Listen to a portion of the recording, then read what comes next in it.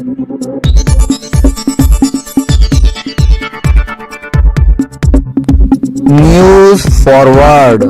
Forward channel में मैं शेख साबिर आपका स्वागत करता हूं। जेबीके विद्यालय टेमुलनी में भव्य कवि सम्मेलन मुशायरा संपन्न।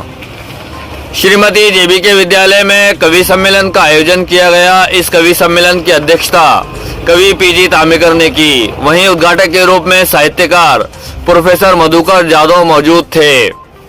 नवभारत विद्यालय के निदेशक मधुकर निकम, दत्ता देशमुख, विश्वनाथ सांगुड़े के साथ आमंत्रित कवि सुधाकर सिंह चिंदोटे, असलम शाह, आकाश देशमुख, संजय राउत, शेख साबिर, दत्ता गोली, संदीप जादव, कृष्णा इंगड़े, वहीं राव साहब अंबोरे, फगरू कुरैशी, शेख अशफाक प्रमुख रूप से उपस्थित थे।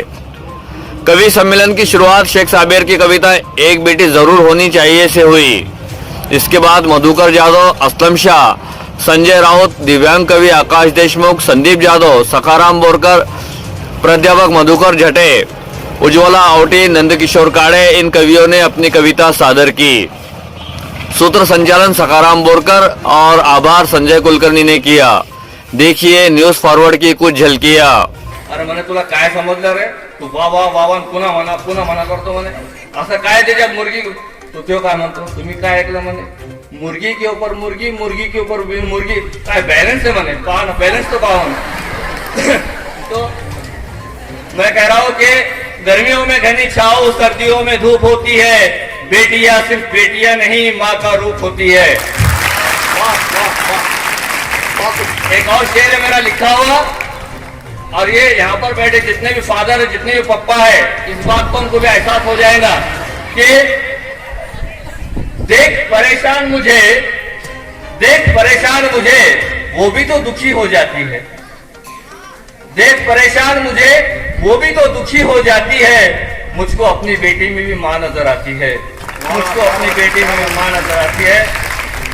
तो मेरी एक कविता, एक नज्म बेटी के ऊपर लिखी हुई है। कुछ कच्ची कुछ पक्की रोटी बनाकर खिलाए जो बड़े चाव से मुझको बिठाकर, और कभी थक कर लेट जाऊं जो मैं बिस्तर पर जाकर, तो वो ये कहे मेरे पैरों को दबाकर कि फिक्र तुमको अपनी पापा कुछ तो होनी चाहिए, फिक्र तुमको अपने पापा कुछ तो होनी चाहिए। हाँ एक बेटी जरूर घर में होनी चाहिए, हाँ एक बेटी जरूर घर में होनी चाहिए। अगला कड़वा है कि तितलियों से उड़ने बुलबुल सी गुनगुनाने के लिए, तितलियों से उड़ने बुलबुल सी गुनगुनाने के लिए, जिद को अपनी हर सूरत मुझसे मनवाने के लिए, साथ उसके खेलने छुपने छुपाने के लिए, और कभी पीछे से आकर अचानक मुझको डराने के लिए। घर में मुझ पर भी अब किसी की हुक्मरानी चाहिए, घर में मुझ पर भी अब किसी की हुक्मरानी चाहिए। हाँ एक बेटी जरूर घर में होनी चाहिए, हाँ एक बेटी जरूर घर में होनी चाहिए। मेरे मन को खुशियां बेशुमार देने के लिए, और मेरे उजड़े आशिया को बहार देने के लिए, और बेटी होकर भी माँ सा प्यार देने के लिए। खुशियां ऐसी अब घर मेरे भी समोनी चाहिए, खुशियां ऐसी अब घर मेरे भी समोनी चाहिए। हाँ एक बेटी जरूर घर में होनी चाहिए, हाँ एक बेटी जरूर घर में होनी चाहिए। एक तो दौड़कर मेरे पास आए और आकर मेरी पीठ पीछे छुप जाए, मार से माँ की बचाने पर गुन मेरे गाए, और पप्पा मम्मी से अच्छे कहकर माँ को चिढ़ाए। नटखट सी चुलबुली बात होनी चाहिए, नटखट सी चुलबुली बात होनी चाहिए। हाँ एक बेटी जरूर घर में होनी चाहिए, हाँ एक बेटी जरूर घर में होनी चाहिए। कि माँ जो मारे तो दौड़कर मेरे पास आए और आकर मेरी पीठ पीछे छुप जाए, मार से माँ के बचाने पर गुन मेरे गाए, और पापा मम्मी से अच्छे कह के माँ को चिढ़ाए। नटखट सी चुलबुली बात होनी चाहिए, हाँ एक बेटी जरूर घर में होनी चाहिए। एक शेरे के बन के धागा। अब बेटियां जब बड़ी हो जाती है तो कहते हैं, बड़ा अजीब है बेटियों का भी, अपने घर से बोलते पराया धन। माँ बाप बेटियों को कहते हैं कि तुम पराया धन है, और ससुराल वाले कहते हैं कि तुम पराये घर से आई। बेटियों का दो घर होकर भी कोई घर नहीं। तो बन के धागा मोती रिश्तों के पुरोने वाली, बन के धागा मोती रिश्तों के पुरोने वाली, विदाई पर लगकर गले मुझसे रोने वाली, मेरी नसीहत मेरी बातों को सजोने वाली, और मेरी इज्जत के खातिर सितम ससुराल के सहने वाली। रात काली है बहुत, थोड़ी चांदनी चाहिए।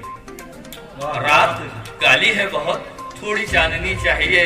हाँ, एक बेटी जरूर घर में होनी चाहिए। हाँ, एक बेटी जरूर घर में होनी चाहिए। लास्ट का एक कड़वा है, आप सबको भी पसंद आएगा, दिल को लगेगा। ये देखा जाता है कि बेटे कभी भी माँ बाप की जायदाद पर ही नजर रखते हैं। बूढ़े माँ बाप को आजकल वृद्धाश्रम में भेजा जा रहा है। एक बेटी ही है जो पूछती है, पर क्या करे, अफसोस वो अपने ससुराल में रहती है, आकर अपने माँ बाप को लेकर तो नहीं जा सकती, लेकिन जिनकी जिम्मेदारी है संभालने की अपने माँ बाप को, वो वृद्धाश्रम में भेजते हैं। तो एक शेर है कि न पूछे बेटे को घर अपने बुलाने के लिए। कड़वा सच है, सबकी नजर में आया होगा। बेटा जब हकेल देता है बूढ़े माँ बाप को, तो बेटी कहती पप्पा तुम्हें माझे घरी आ, माझे घरी सदा 4-5 दिवस रहा। तो न पूछे बेटे तो घर अपने बुलाने के लिए, दाग बेटों का दिल से मिटाने के लिए, और मैयत पे मेरी आंसू बहाने के लिए। मैयत जब मौत हो जाती है, डेथ हो जाती है, किसी दानिश्वर मुफक्किर का एक कौल है, तत्वज्ञानी का एक वाक्य है कि अगर बेटियां ना होती तो बाप के जनाजे सन्नाटे में उठा करते। रोती कौन है? बेटियां ही। बाप मरा तो बेटे तो हिसाब लगाते हैं, पॉलिसी के कितने मिलेंगे, उसकी तरफ कितने, पप्पा ने इसकी जायदाद काका पे, प्लॉटिंग काका पे, लेकिन बेटियां नहीं। तो न पूछे बेटे तो घर अपने बुलाने के लिए, दाग बेटों का दिल से मिटाने के लिए, और मैयत पे मेरी आंसू बहाने के लिए, और करके तिलावत कुरान मुझे बख्शवाने के लिए। करो दुआ बेटे की पर हो बेटी ऐसी अनहोनी चाहिए। करो दुआ बेटे की पर हो बेटी ऐसी अनहोनी चाहिए। हाँ, एक बेटी जरूर घर में होनी चाहिए। हाँ, एक बेटी जरूर घर में होनी चाहिए। Thank you. बहुत बढ़िया। तो काळ शिवनेरी वारी जन्मले बाळ, आणि किती आनंद झाला महाराष्ट्राला, किती आनंद झाला महाराष्ट्राला। माताजी जाऊ करती आरती, केली पावन धरती। माताजी जाऊ करती आरती, केली पावन धरती। या कार्यक्रमाचे अध्यक्ष तथा नुकतंच त्यांनी आपल्या उद्घाटन भाषणामध्ये आपल्या सर्वांना या काव्य मैफिलीकडे जाण्यासाठी रीतसर परमिशन दिली, आणि खऱ्या अर्थानं मी माझं सौभाग्य मानतो। आवाज येतोय का शेवटपर्यंत? कळलं असतं कोण खोटं कोण खरं, कळलं असतं कोण वाईट कोण बरं, कळलं असतं कोण खोटं कोण खरं, कळलं असतं कोण वाईट कोण बरं। कुणीच कुणाला मग व्यर्थ छळलं नसतं, किती बरं झालं असतं जर माणसाचं मन कळलं असतं। सर, आजकाल काय झालं, आपल्याला कोणी एक शब्द जरी बोलला आपण मनात ठेवतो आणि थांब पेटतो बदला घेतो पाय। द्वेष इतका वाढलेला आहे। सुडाग्नी मनामनात पेटला नसता, सुडाग्नी मनामनात पेटला नसता, माणसातला माणूस भेटला असता। डोळ्यातून पाणी कधी ओघळलं नसतं, किती बरं झालं असतं जर माणसाचं मन कळलं असतं, किती बरं झालं असतं जर माणसाचं मन कळलं असतं। गुरु भरकटलेल्या विचारांना आवरता आलं असतं, विखुरलेल्या आठवणींना सावरता आलं असतं। मुखी गोडवा, सगळे जाणारे माणसं गोड बोलतात आणि कधी आपला टप्प्यात कार्यक्रम लावतात समजू येत नाही आपल्याला। मुखी गोडवा मनी द्वेष सूत्र हे जुळलं नसतं, किती बरं झालं असतं जर माणसाचं मन कळलं असतं। आताच माझं कोपर्णी प्रकरण असेल, निर्भया प्रकरण असेल, किंवा जवळच्याच लोकांनी आपल्या कुटुंबातील केलेल्या लोकांच्या हत्या असतील, खास करून प्रेमामध्ये जे 24 तास सोबत राहतात आणि तेच घात करतात, यांच्यासाठी पुढचं कडवं सर। वासनांद प्रेमातून गेले नसते निष्पाप बळी, उमलण्या आधी कोमेजली नसती नाजूक कळी। प्रेमच प्रेम चुईकडे तिरस्काराचं अस्तित्वच संपलं असतं, किती बरं झालं असतं जर माणसाचं मन कळलं असतं। शेवटचं एक कडवं मित्रांनो, आपल्या मनात लगेच पुढच्या व्यक्तीबद्दल आपण काहीतरी समज करून घेतो, ज्याला आपण गैरसमज म्हणतो। झाले असते मनामनातील गैरसमज दूर झाले। बा सरकारा नको तुझा मान, नको तुझे अनुदान, कष्टाच्या घामाला मेहनतीला देवाव, काहीच नको देऊ सरकारा, फक्त दे शेतीमालाला भाव।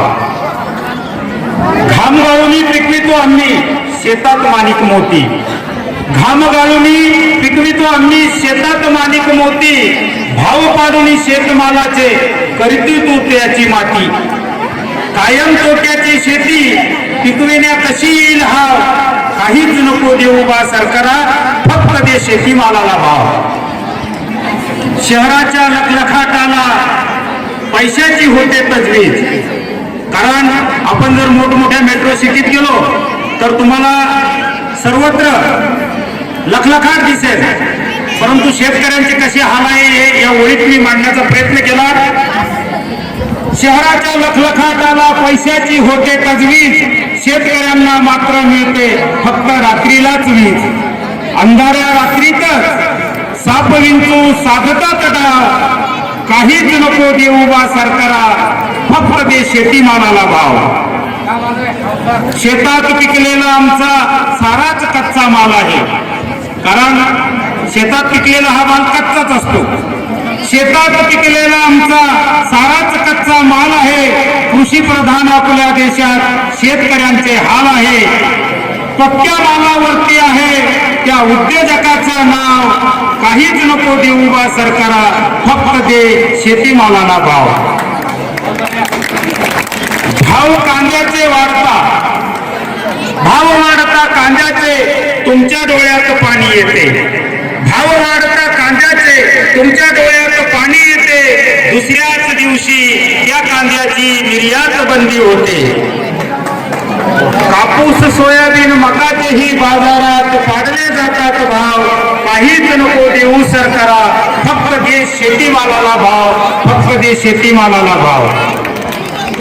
आमची मुलं झेडपीच्या शाळेत रोज खिचडी खातीया,